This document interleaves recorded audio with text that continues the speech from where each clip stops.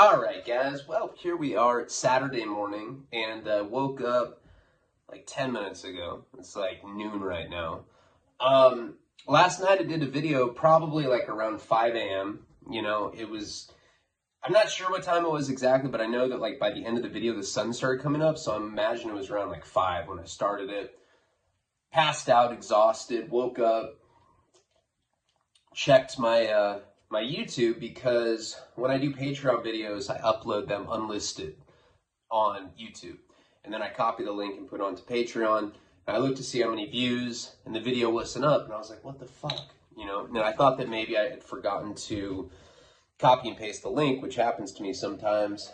And I went to go re-upload it or look for it, and it wasn't on there at all. It wasn't even unlisted. Then I went to go upload it, and the video wasn't even there. I was like, I have no idea why that happened. I was so tired last night, I really don't remember. I don't really remember anything.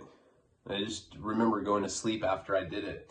But, I mean, that's okay. I've been doing this a year and a half. It's happened to me definitely a bunch of times where I have to do the same video twice because it deletes by accident or, like, cuts off while I'm doing it. And that can be a good thing because then it's like a dress rehearsal. I'm like getting my dick sucked by a coconut. I'm like, how does it taste? Is it like a pineapple? I'm like, yeah, cut. Tastes like a coconut. Why are we sucking a fucking dick if you're a pineapple? Tastes like a coconut if you're a pineapple.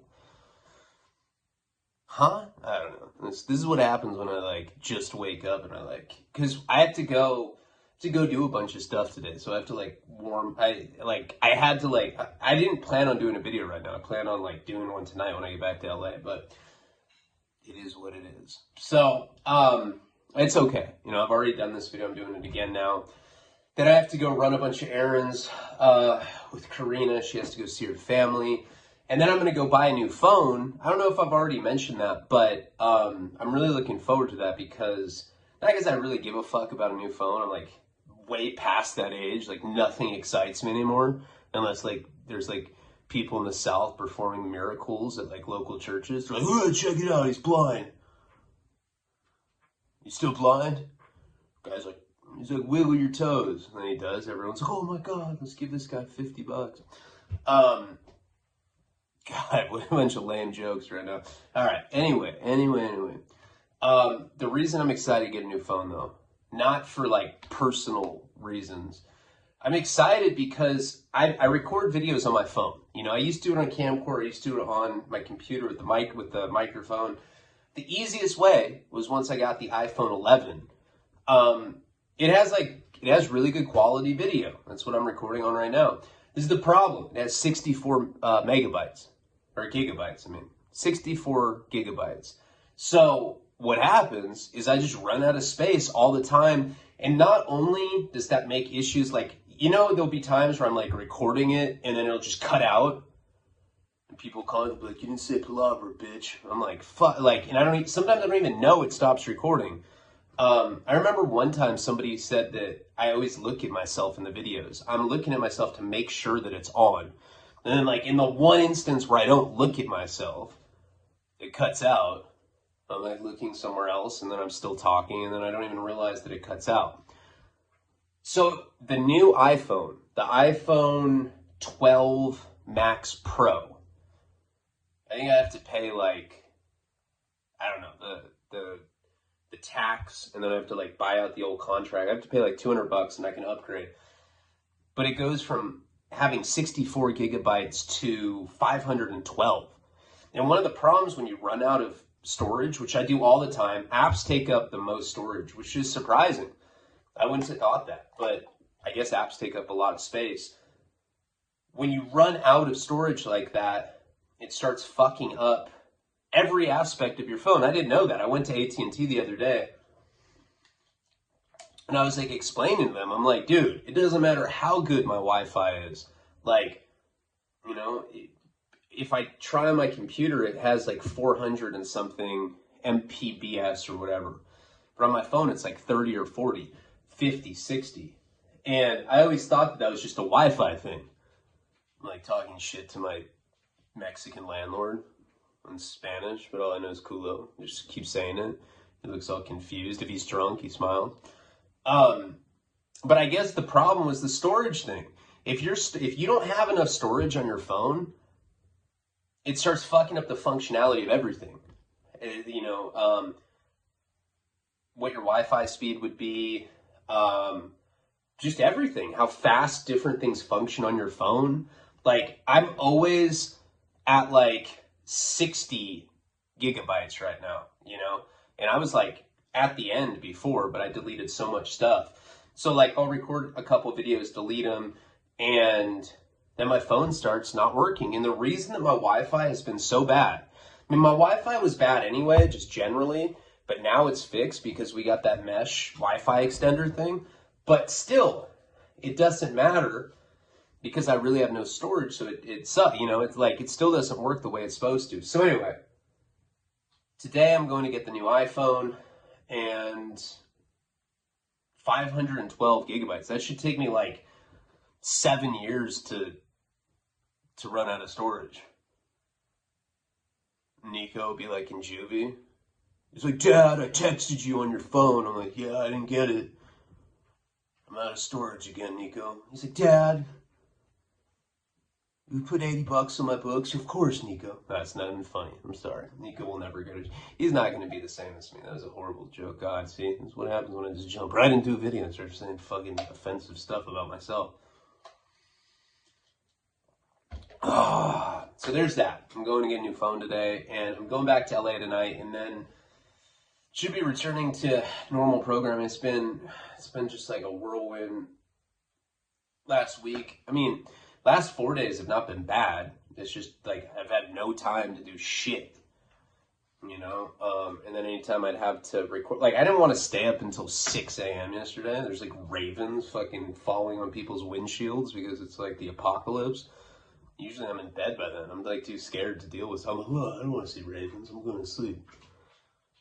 I did that for you. And then this shit didn't even I'm like, are you serious? And, you know, so I'm getting yelled at by her because she's like, yeah, Aaron's here, your tech is thing. And then I don't even know what people on Patreon are saying. I'm scared. But I'm tired. I'm just trying to do what I gotta do. I'm wearing a Blippy shirt, Jesus. That's what I wore yesterday for the birthday. Alright. Let's get into the story. So, I have like really bad shortness of breath too right now. I don't know. Like I already recorded like a 5-minute video, but I was like, I sound like Darth Vader, you know? Alright. I'm seeing this story. So where we had left off last time, I talked about how back in, I think it was like 2006, I was 21. I was born in 85, so yeah, I was 21 at the time. It was in 2006 that I ran into Henry. Henry was this guy that had these like really beautiful eyes. I mean, he would have been hot if he didn't have such a shot out body and a fucking doughy ass face. I mean, white guys aren't hot, gross. But he was just this miserable homeless guy, you know, like in the refry competitive, in the competitive world of refry snipe hunting. And I guess everybody has a story, you know, everybody, doesn't matter who you are, you know. There's like librarians, they're like, I went ash to ash in 1962. During the women empowerment movement, I was trying to raise money. Like, God, I would never guess that. You just look like some old miserable bitch. Wow, I'm empowered though. You know, and you're like, okay. Everybody has a story. It's interesting when you think about that though, that like, you just see, like, especially if you're like on a bus or on a train or at a park or taking refried cigarettes out of ashtrays and there's someone that's doing the same thing. Everybody has an interesting story, you know? It's like, I think if we knew everybody's story, we'd probably be scared. Right? People that like skin their fucking in-laws alive and like collected insurance money, shit like that. But homeless people have particularly interesting stories, you know? And, you know, at 21, you got to remember, you know, I was homeless for the first time at 19. On and off, the year of when I was 19, I was homeless, you know, like be homeless in Santa Barbara. go out to rehab in Florida, homeless out there, you know. So I was around a lot of street people. I was around a lot of interesting people. And I'm just one of those kind of guys where, like, when I'm around people, I'm just interested in their stories. So I'm like, hey, so what led up to you eating out of trash cans and wearing overalls? I'm just curious. So what? And then people usually tell me, not everybody's story is interesting, you know. And then sometimes you just want the person to shut up. If it's like too sad, their like whole family got killed by some like flesh-eating disease when they lived in Argentina. They like narrowly escaped getting butt fucked by like refugees, and now they're here and homeless. You're like, who cares, dude? This is boring. Fuck, I wish I hadn't asked, you know. But you do hear some interesting stuff. And this guy Henry, honest to God, like, that was probably, to this day, one of the most interesting stories that I'd ever heard a homeless guy tell me. It's ridiculous. I didn't believe him. I was like, huh? This is, what kind of weird ass story is this? You couldn't even make something like that up. That story is just ridiculous. And he weirded me out. Like, the one day that I actually hung out with him and got drunk, and he told me, like, it was like the way that he told me. He would like rub his temples. He's like, yeah, and then they showed me a picture of my family, man. And they had pictures of my kids, man. I was like, oh, dude, I gotta go. I gotta go. He's like, where? Home. My parents and I have dinner every night at 6. I thought you were homeless, man. You know, he's weird. But I just didn't believe the aspect. It just sounded, you know what it sounded to me like? It sounded to me like that was a guy in the grips of like some sort of like denial or meth psychosis, or, you know. I do believe, this is what I thought at the time, right? We're going to get into this because this goes into when I first got with Karina, that time period. I just thought of this the other day and I was like, oh, this is pretty interesting stuff. So, I thought that he was like one of those guys that was married. I believed that. I believed that he had a kid. I believed that he got fired for being an alcoholic. Everything up until the point of walking in and finding his wife and kid dead. I didn't believe that part. I certainly didn't believe that they were still alive and that some like private investigator came and talked to him, you know. What I do think happened is that his wife and kid left him. And then he came up with this ridiculous story in his head to make himself feel like he's not a loser. It's a weird story to come up with in your head. Yeah, and then they died. But then they weren't really dead. And it was my job to save them.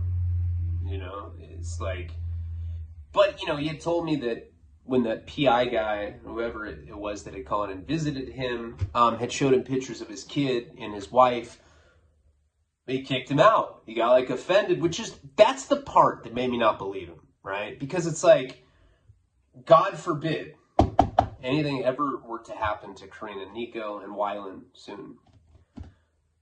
Anything was ever happened to my wife and sons.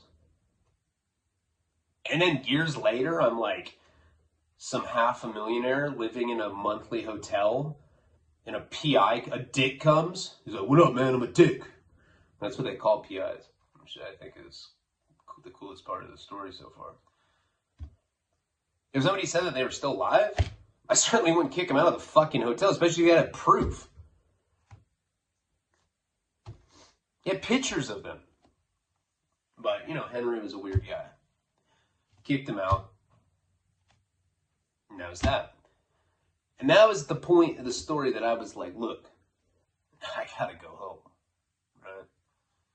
I gotta leave. Because I was scared of this guy. I thought he was weird. I was like, God, if he's capable of making up these weird fantasies about butchered families and shit, then who knows what this guy's gonna do once it gets dark, you know?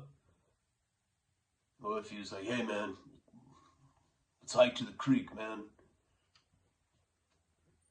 I like to roast marshmallows there and think about my son and my wife, bro. I'd be like, oh yeah, it's totally, man, normal. I'll be there. You know, I wasn't trying to test that. So anyway, so I that was it. It was the last time I saw him. Shortly thereafter, I don't know exactly chronologically when that was. I know I was 21. So right before I met Jenny, you know, right before we started dating, and right before I started selling drugs. It was like right in that time period. So of course, after that point, I was way too like high class to hang out with people and drink wine in parks. I was living in like motels, living off like single serving shampoo samples and shit, thinking I was like on some shit. So fast forward all these years, now I'm with Karina. And we're at that place that I showed you, this Riviera Park. We see somebody walking in the corridors, and we think it's security, so we run away, both impatient. I think I was the impatient one, probably. And we end up going back, and he kind of just emerges out of the shadows. He's like wearing some sort of poncho or something. I don't know what it was called, like a, I don't know, like a, I guess like a windbreaker. You know, like the kind that you don't zip in the middle. It's just like a pullover windbreaker, not a poncho. What the fuck? A poncho is like Mexican, like gun duels and shit. This is a windbreaker. It's like shit that ski instructors wear when they fuck your wife. It's never happened to me. I'm just saying it could. He's like, Ryan. I didn't recognize him, you know, not at first. Because he was clean shaved. When I knew him, he always had stubble, right? And it took, but the fuck, those piercing blue eyes. Like, if he had a bomb body, like, dude, he's an 8. He didn't have a bomb body. In fact, he was like one of those people that was really shot out. And then, like, you could tell that, like, maybe he turned it around a bit, but he was so shot out before that it, like, kind of lingers and, like, so now he's just kind of this hybrid. You feel like he might have like robotic balls or something. I recognize him. I'm like, Henry? He's like, hey man, it's funny that you still come here. Me too. You looking for refries? I was like, no man, I'm on a date. She's like, you're not on a date, I'm your girlfriend. I'm like, dude, shh. He's like, oh, your girlfriend, huh? I was like, yeah. Karina. What's your name again? I didn't remember what his name was. He's like, I'm Henry. And Ryan and I go back a long ways. We've been friends for many, many years.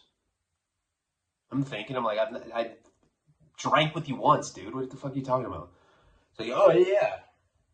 Yeah, no, Henry's super cool. Yeah. He dude, you've been doing ab stuff, or he's like, oh no. No, I got sober. And I turned my life around.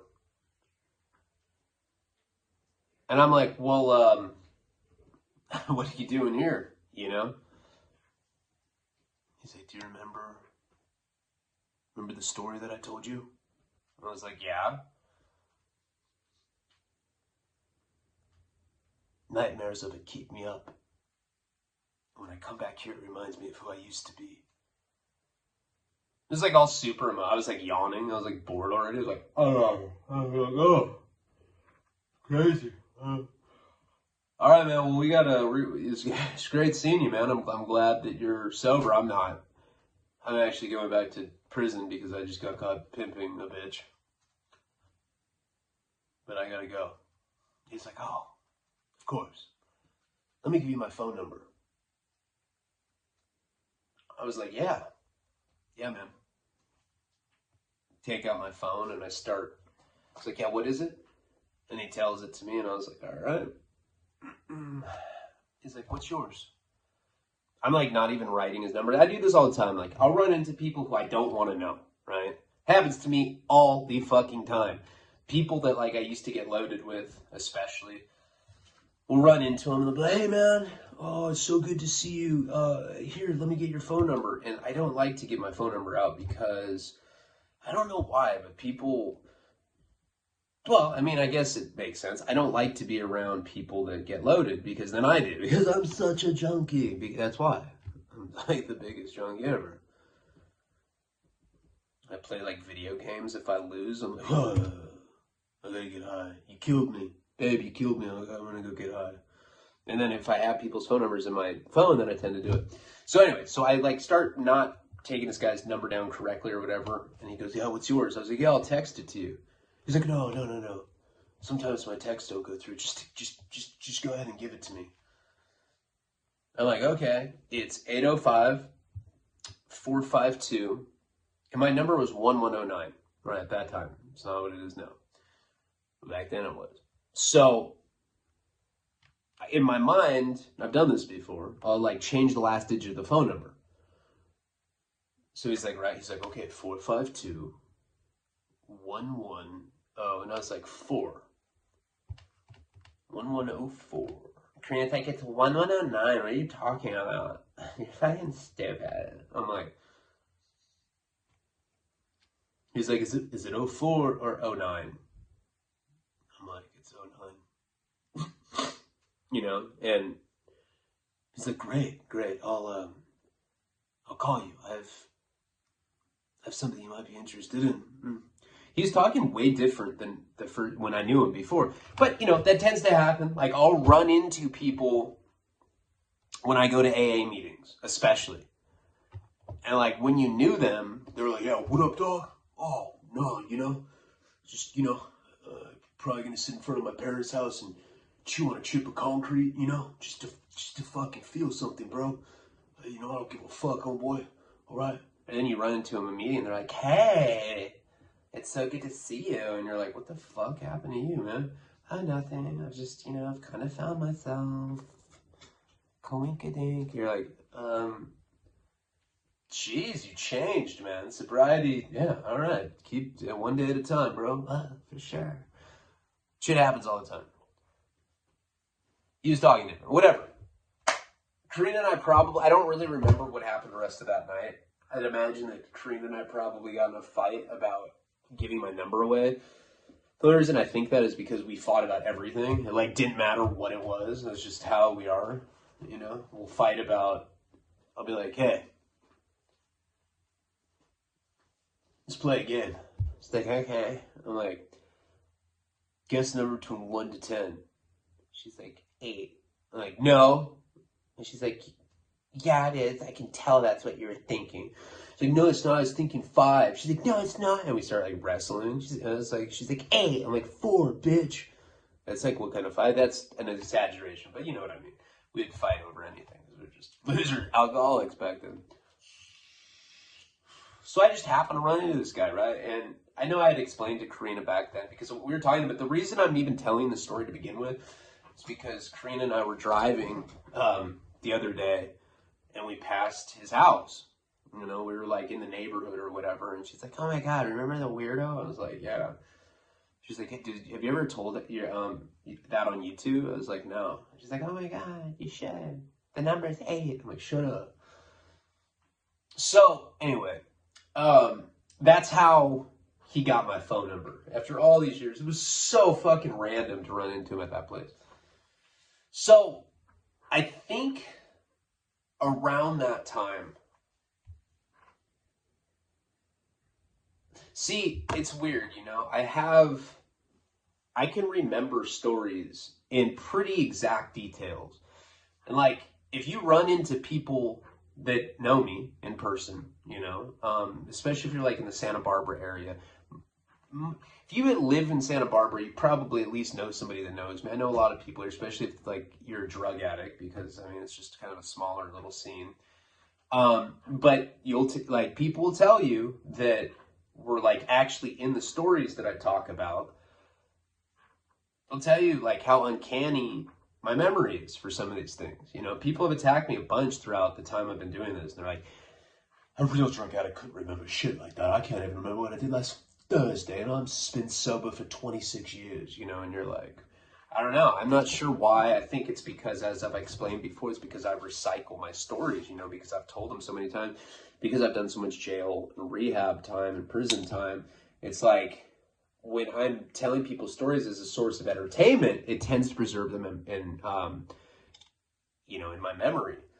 And one way that I do it, I usually don't go into the craft of my work. But one way that I remember stuff, like this story, for instance, right? Back when this happened, not the first time. The first time, that was like me telling you a secondhand story because that was Henry's, right?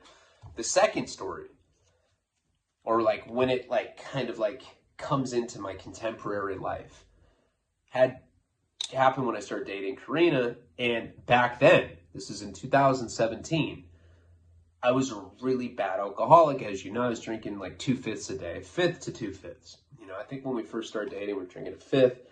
Right around the time she got pregnant, it was like 2/5. You know, it progressed very quickly. The way that I remember this time period, or any time period for that matter, is I try to think of milestones, landmark memories, right? So this story, for instance, I met Karina May 5th. Cinco de Mayo. That's our anniversary. The next thing that I remember happening is June 13th, my mom's birthday. Used to be my sober date. That's when my grandmother died, right? And so the time that I saw Henry, that he got my phone number, happened sometime between May 5th and June 13th of 2017. I'll tell you why.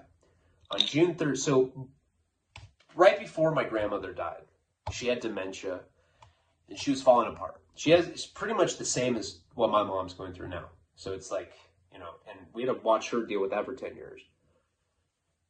She was in poor health. She was in her 90s, you know, and it's like and my take on that is when somebody's that age, it's tragic is when somebody like slips on a banana peel and snaps their neck and dies and they're like 40. Like, Jesus, it's a fucking horrible love. It's sad as fuck. She was 90. She lived, you know, in her 90s, she lived a good life. Now, at that time period, Karina still had her job. She was working at the salon in, it was called Walter Claudio Salon in Santa Barbara. Very high-end salon. Probably the most well-known salon in Santa Barbara. And she's making great money. Sometimes she'd come up with like $300 in tips. She had like jizz stains on her skirt. I'm like, hey. She's like, ooh, you want me to get money, right? I'm like, fuck it. Yeah, so.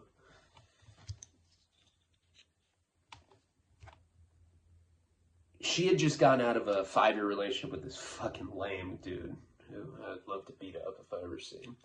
Because he hit her and shit. And I'm not cool with that. And so she was living with her parents. She was 33 and I was 32 at this time. So she's working at the salon, living with her parents, and I'm living with my parents, and I have no job. I'm on bail, and I'm going back to prison because I got caught pimping and pandering, and I'm on federal probation at the time. And so what would happen is she worked off cash tips, and that would support, like, us going to bars and stuff. And she's basically my sugar mom at that time. She paid for everything. I don't know why. Like, I asked her that before. Just like a week ago, I was like, hey, like, you're a hot chick. Why the fuck would you want to be with me? I was out on bail. I had horrible hygiene. No money. No job. Nothing.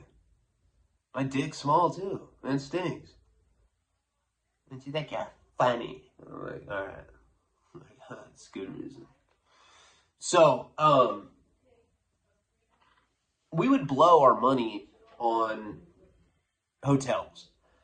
Karina's like one of those people that like has absolutely no sense of money management. To this day, she spent like $3,000 on Nika's birthday. I was like, yeah, all right, let's not move. Fuck it. We were trying to get a new place, but she blew a lot of money on his birthday. It's all right. We only have birthdays once. Makes sense. Fuck our house. Fuck shelter. Lame. And what we would do is we would stay at these nice hotels, and we would also stay at Airbnbs. Now, I know I've talked about this before, and I hate to admit this because it's horrible. But there was this one time that, because when I first met Karina, I presented myself as something I wasn't. I was like, well, you know, I'm an author. I write novels. I write screenplays. I don't fuck around. I write anything. I write eulogies if you're not careful. You know what I'm saying? And that's respectable, right? Like, because I'm a starving artist. It sounds a lot better than being a starving person without something. At least I can like tell people, like, if we're at a party with her high-class fuckhead friend, I'm a novelist. I write novels. Money? No, I haven't had that for years, but someday maybe. And they're like, oh, this guy's a hoot, you know. I got royalties back then, but at that point in 2017, I was getting like $400 a month. If that. Right? Yes. I think that's Nico. Let's see. It's a little intermission. Hi, Nico. Want to say hi? No. That is not very mature. All right, you gotta go. There, bye, Nico. Yeah, he's not happy about that.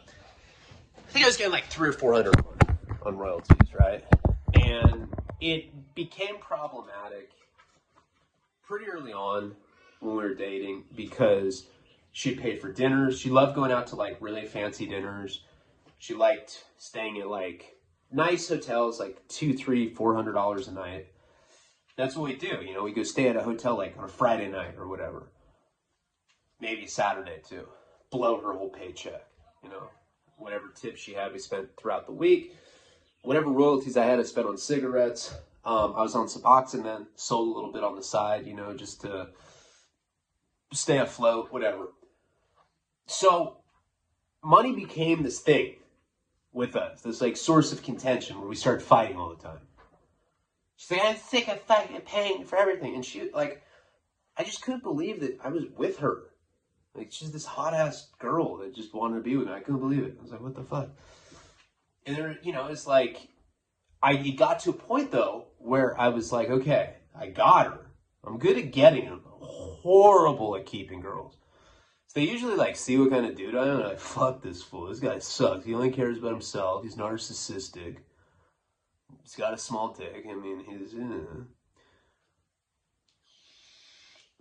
So one day I break into my parents' house. Not break in, but sneak in. They think I'm not home. Crawl military style up the stairs. My parents are sleeping. I look at them. Go to my mom's purse, take her wallet, turn back around, go downstairs, get my phone, take pictures of all of her credit cards, front and back. Put her stuff back. I was like, yeah, babe, I was just on the phone with the publisher in Poland. Yeah, $7,900. So go treat your Latina girl, you know, to a fucking tamale. She's like, they didn't say that. I was like, yeah, they didn't. But they sent money, you know. That's because I'm just such a great writer. That's why. That's why. I get the Airbnb app, and I get as...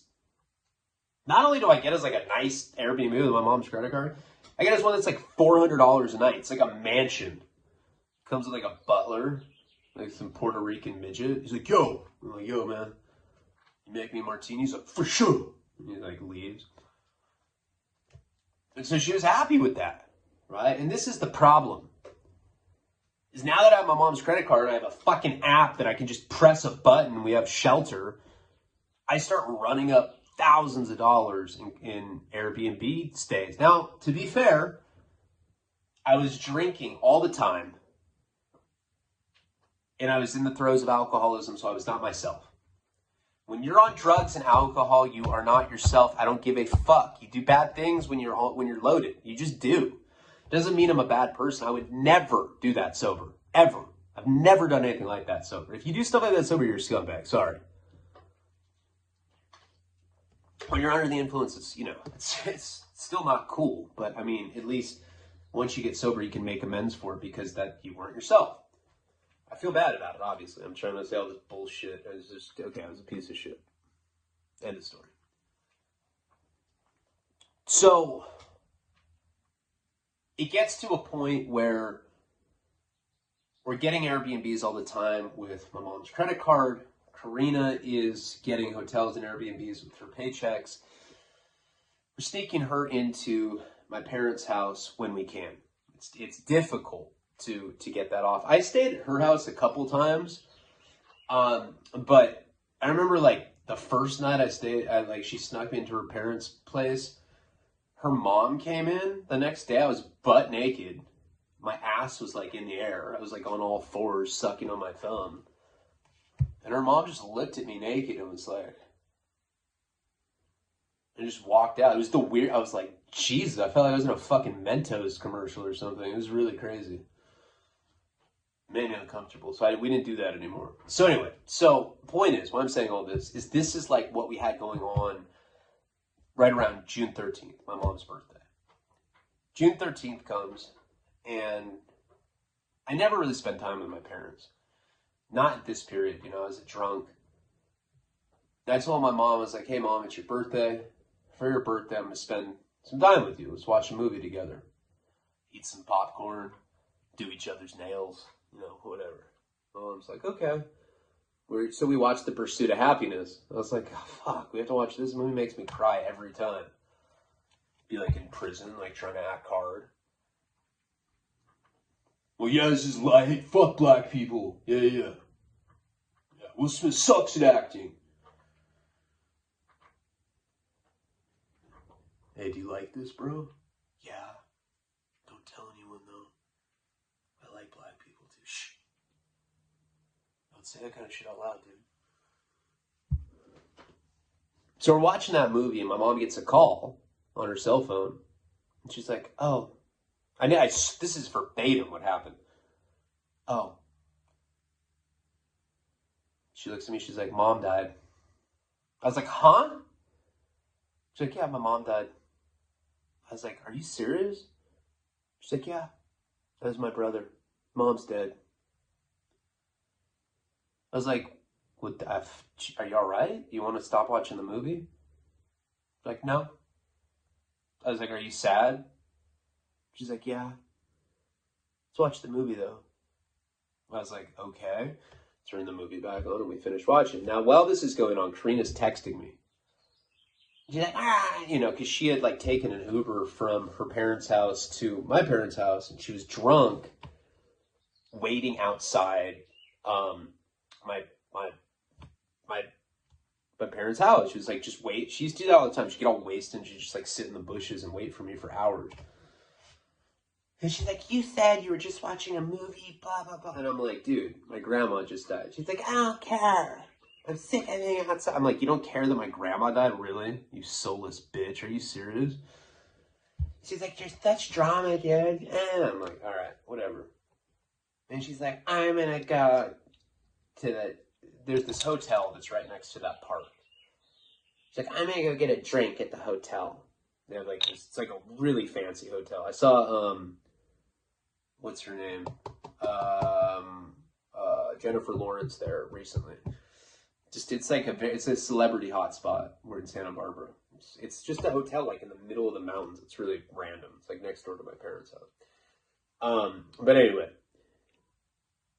she goes over there. She's getting a drink. She always used to do it, and she'd be mad at me. She knew I didn't like it because she'd like be flirting. She'd be like giving the fucking bellboys hand jobs. No, just kidding. But when she was drunk, she got very flirtatious with other dudes just to make me jealous, or maybe just because she was a hoe. But it really bugged me. I just called her a hoe the other day. She's like, I'm a reformed hoe. I was like, all right, so you don't care if I say that about the old you? She's like, no, because I'm not anymore. I was like, all right, cool. So I end up finishing this movie with my mom, and finally I hugged my mom. I'm like, Mom, I'm sorry, I'm sorry this happened to you. And I mean, I was sad too, but like I said, I was like under the philosophy where like when you're in your 90s, you lived a long, joyous life. It's not as sad as if like you die from a freak accident at 40. So I end up, finally my mom goes to sleep. It's like a couple hours past what I think should be, or like when Karina expected me. So I end up calling her and she doesn't pick up. And I'm a jealous type. Like, of course, I'm thinking she's getting spit roast by two bellboys. They're like juggling their hats, like, woo! They're like giving each other five, sucking one off while she's getting butt fucked by another one. I'm like, oh man, why are my thoughts so fucking ugly? Fuck. So I keep calling her. I'm playing it off like I'm cool. I call her like 100 times. Like, why would you do this, whore? I'm like texting her. I'm texting her like dead pigeons and shit. KKK people burning flags. I'm like, yeah, not welcome, Mexican. She doesn't call back, right? Finally, I start walking over to this hotel. I'm looking for her. The bar closed at this point. It's like 11 at night. The bar there closed at like 10. It's just like in the lobby, you know what I mean? It's not like a bar where it closed at 2, like a normal bar in California. So finally, she calls me, right? I'm like walking around the hotel looking for her. Thinking maybe she went home with someone or something. And she's like out of breath. She's like, and I'm like, oh my God, you cheated. She's like, babe. I'm like, no, fuck you, bitch. In my drunken mind, I'm thinking she's cheating on me. I think that she's panting because she just got fucked. She's like, that guy's chasing me. I'm like, huh? I was like, what guy? She hangs up. I was like, what the fuck? Now I'm a little worried. I have no idea who she's talking about. So I'm like running around the hotel frantically. I'm like, have you seen a drunk Mexican? They're like, what? I'm like, a drunk Mexican chick. Have you seen one? The bellboy's like, there's like 50 drunk Mexican chicks here. I'm like, fuck you, man. What's that supposed to mean? And I like just keep running. Finally, she calls back and she's like panting. I'm like, babe, where are you? And she's like, the guy with the blue eyes was following me. It creeped me out. Yeah, you poo-poo daddy. I'm like, Kate? She's like, sorry, wrong story. I'm like, where are you? She's like, I'm at Marymount, which is the private Catholic school I went to, which is walking distance from my parents' house. I was like, hide in the slide where we fucked, because we had sex in that slide before. She's like, okay, hurry, I'm scared. So I finally, I end up making it to this school, right? This playground. And she's there. And this is the thing, I love her, and it doesn't matter how mad I am. And you're probably like, why were you mad at her? I was mad at her because she was saying shit about my grandma dying, like making a joke about it pissed me off. That's what we fought about that night. I remember that clearly. But for some reason with her, when I look at her, it's hard to be mad at her. And I really have feelings for her to this day. Sometimes.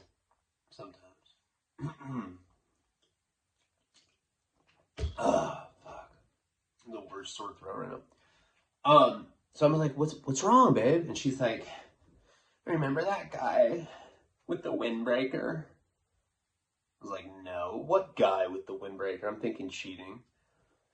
She's like, the guy that we saw, that you got mad I gave you, that I told him what your real phone number was. I was like, Henry? She's like, yeah. He fucking followed me.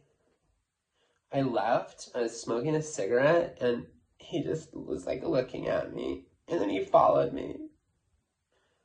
I was like, what? Why are you crying? So? That guy was scary and creepy, but she was acting really weird about it, I should have her tell this story. That'd be easy to get her to do it.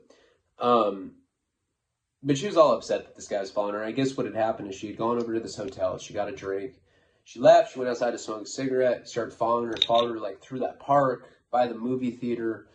And then she tried to lose him. And I guess he was behind her in the far distance, kind of slasher serial killer style, kind of just a consistent walk, But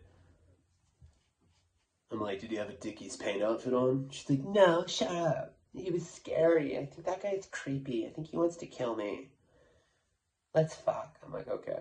So that was that, right? So that was I remember that clearly because that was the night that my grandmother passed away. And we were already in a fight that night, and that's why she'd gone over there by herself, and he followed her. So we thought that was creepy, right? Now, I took this guy's phone number down that night that we had seen him, but I didn't take down the right phone number because I do that. I'll write down a fake phone number because I don't care. I'm never going to call the person. So, and I tried to call, and it was the wrong number. Then I was mad at myself for not taking this guy's number down because I was going to yell at him for being a creep and following my chick. Like, who knows what the fuck he was thinking. So now I explained to her more in depth about who he is, and that really freaks her out. She's like, "Oh my God, you're such a dirtbag.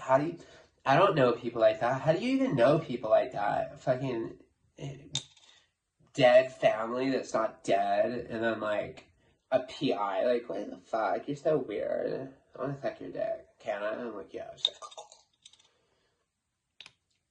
So I ended up going up to San Francisco, and you go to the funeral, whatever. I come back, Karina's still working at this salon. We continue just to have a drunk and wild summer, drunk fling because that's what it was. She knew I was going back to prison. I knew I was going back to prison. We weren't taking our relationship too seriously. I think if you'd ask her, she'd say that she loved me back then, and I loved her, but I don't know if we were in love with each other. We were just drunk and wanted to fuck all the time and drink. I said, "I love you." She said I said it every the second day. She's like, "You fucking cuck." I was like, "What?" I don't remember that. But according to her, and Karina's pretty fucking honest, I believe that I said that, and I feel like a simp, So, fast forward now to 4th of July. So, she still worked for the salon, right? And sometimes she'd have to close the salon. She'd be the last person there, and she'd have to close it, so she had all the keys and everything. For whatever reason, I think my parents, that's right after we'd done the acid, when we'd missed the Pink Floyd concert, because my parents got the bill for their credit cards and found out that I'd spent $3,000 on Airbnbs, wouldn't let us go down to LA to go to the Pink Floyd concert, and so my Airbnb thing got cut off. That was very convenient when we were running amok, because anytime we didn't have a place to stay, I could just get on that app and I could order a room. It was easy. Sometimes the problem with that is they make you verify with the credit card, and that sucks because I wouldn't have the little I don't know why, because I had pictures of it. I don't know why I couldn't verify it. I don't remember, but there was certain times where you try to order something and then they'd make you verify it, and if you couldn't verify the card, you couldn't get the room. I forget what the reason was. But anyway, this particular night, it was July 3rd, 2017. I know for sure because the next day was 4th of July. So that night, we didn't have anywhere to stay. The credit card thing had been cut off. She was out of money, but she had to close the salon down. So she's like, "Why don't we just stay at the salon? We'll just sleep there." Because there was this upstairs staff lounge that had it had a couch, it had cushioned chairs, it had a mini fridge or whatever. I remember that night we got a handle of wild turkey. When we really felt like getting drunk, that's what we drank, and it was going to be 4th of July, so that's what we got. We got wasted that night, and we got in a horrible fight. And I remember we were both naked. I remember this very clearly. And we were just running around the salon, and we were screaming at each other. I actually have video footage, not of us naked, but of us fighting from this particular night. I've uploaded it to Patreon before. It's a very rare clip of Karina drunk, and you can actually see how she was drunk. And I was like, "You're fucking wasted." She's like, "I know, but I'll be fine in the morning. Fuck it. I know I have a problem. I don't care." And she just sounds super drunk. That was that night, for sure. So, we end up fighting all night. We pass out drunk. In the morning, we hear voices. Nobody's supposed to be there. But one of the other guys that worked at the salon was from the Midwest, and his parents were in town for 4th of July, and he wanted to show them where he worked, and somehow he had the keys, that, you know, another set of keys or whatever. So Karina's like, oh my God, there's people here. So we hid up in this lounge. It's like in this loft area. They never found us. That night, we ended up going up. That was actually one of the most romantic nights we ever had as a couple. We went up to this like rocky nook area. I wrote a poem for her. I had a blanket in my backpack. Planned it out. It's this like really beautiful part of Santa Barbara, the secret spot that I know. It's up by my parents' house, and it's like this rocky nook ledge thing, and you can see all of Santa Barbara. You can see the cityscape. You can see the Pacific Ocean. And when the fireworks go off around 9 o'clock, you can see them perfectly from there. So I took her up there, got us some bottles of wine. I wrote her a really nice poem, sat on this blanket, made out. We didn't have sex up there. It was just very nice. It was just a very, very nice night for us. It's probably like the most drama-free romantic night I think we ever have had as a couple. To this day, I don't think we can go a fucking night without fighting. But it's all right. This just makes us who we are. I don't think we could be in a relationship where we don't fight. I'd be bored as fuck. Our fights have become like more sophisticated. There's like dynamite involved. What? The fuck? So after we watched the fireworks, we ended up sneaking into my parents' house. My mom was out of town that day. She was still up in San Francisco for the funeral. Funeral was a couple weeks after my grandmother passed away. And it was just my dad. And I remember we hid in the room, and, you know, my parents' dog, the yellow lab, heard us start barking, came in and sniffed us, and we were on the side of the bed. I'm like, shh, Bravo, shh. I'm like putting my hand, because Karina's like, shut up, bitch. And I'm like, dude, shh. Put my hand over her mouth. And she's like biting my hand, but she was so drunk, I had to just keep her quiet. And then my dad comes in. He's like, hey, Brava, come here, good girl. There's nobody in here, Brava. Come on, let's go to sleep. I hear him say that. He shuts the door. I'm like, wow. Karina and I, not to get too graphic with our sex life, but we don't make love. We both like rough, dirty, raunchy, like just like balls to the wall crazy sex. So we just do. Hair pulling, getting tied up, choking, all that kind of shit. We're into bondage. We're just fucking weird people. We have no soul. We're probably going to hell. But that particular night, because we snuck into my parents' house and we weren't supposed to be there, my mom was out of town, my dad was upstairs. We fucked on the side of the bed. And I'm going to say it was beyond fucking. I'm going to say we made love. It was like the softest, most sensual fuck. It was like the sex scene in Top Gun. Take my breath away. Felt like there were ice cubes melting. I don't know if there were, but they should have been. And honestly, that's the night I think that Nico was conceived. I'm almost positive. So if you're watching this one day, Nico, that's when I got it.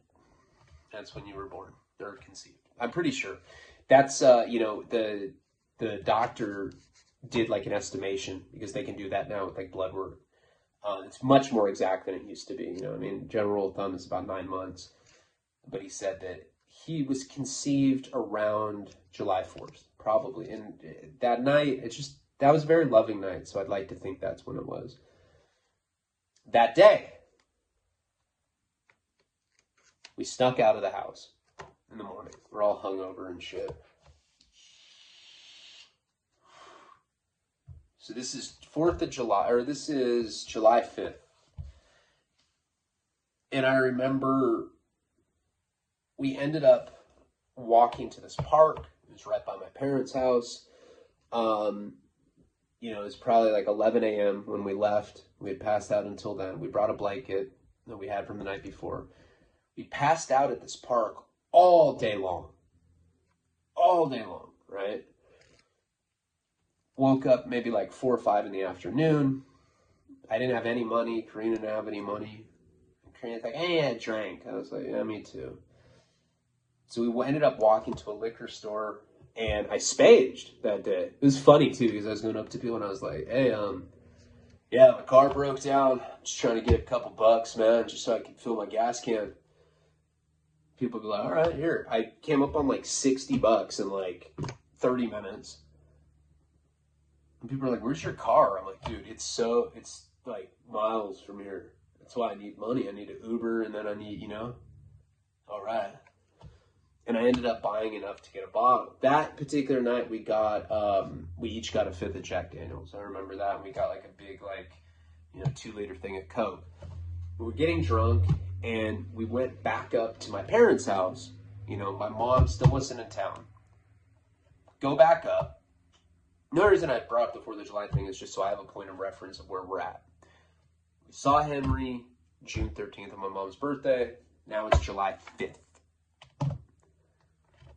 Go up to my parents' house, and the plan is to sneak in again. Now, there's a way to sneak into my parents' house that I've been doing since I was in high school. You can crawl through the doggy door, and you can get in that way. It used to always work. Now they have, sensors right there, and there's no way to do it. It's like, there's no way to sneak in there anymore. That particular, I don't think they had sensors yet. I'm not sure. But that was always how I would get in.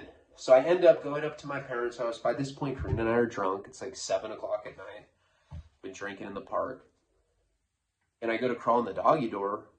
And there's a metal slat. There's like a metal, there's like some sort of metal sheet thing in there.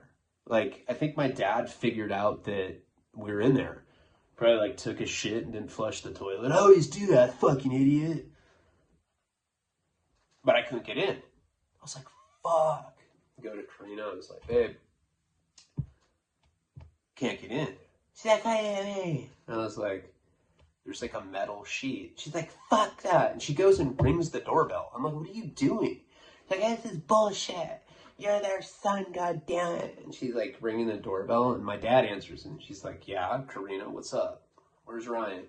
She's like, you need to let us sleep here. We're going to be on the street. And my dad's like, are you drunk? She's like, no. Yeah. She sneezes in his face. He's like, you need to get off my property. And she's like, Just this drunk drama. So we end up leaving. What are you doing, dude?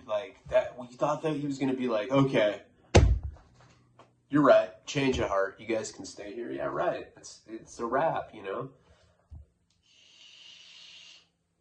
We end up going back to that industrial park. The one that I showed you guys. We fuck, do whatever, hang out there. We're tired. It's cold that night too. Even though it's July 5th, it just happened to be a cold night. We're right on the Pacific Ocean, so sometimes you get it's really breezy, it was cold that night. We both pass out on this staircase. I think I showed you the staircase, the one where Karina used to hold the rail and we used to fuck. And I remember waking up in the middle of the night and it was freezing cold. There was dew and shit all over me. I was like, fuck. The blanket was around Karina, jacked it from her because she was sleeping. Wrapped myself up. I was shivering and I passed back out. Wake up at 5:30, 5:45 in the morning and there's a flashlight in my face. I'm like, fuck. Cops, for sure, And when you wake up, and you probably notice it's a reoccurring thing in my stories, I get woken up to flashlights in my face all the fucking time. You're blinded temporarily, right when it happens. And I'm trying to get my vision, and finally I see Henry. Not saying anything. Dude's just shining a flashlight in my face. While I'm and Karina's just coming to. He's not, I'm like, dude, what the fuck are you doing, bro? And we will get into what happens with this in the next installment of Henry. Appreciate you guys. If this is ever on YouTube, like, comment, subscribe, check out patreon.com/Ryan Leone. Definitely try to do more content later tonight. I know it's been lackluster. I'm trying. It's just, I've been busy. That's it. It was nice to see my mom. It's nice to give my son a good birthday. but try to get back on track. You know, I'm going back home now. You know, it's always difficult when traveling. That's why I caught a motorcyclist jerking off. I thought that would make up for it. Palabra.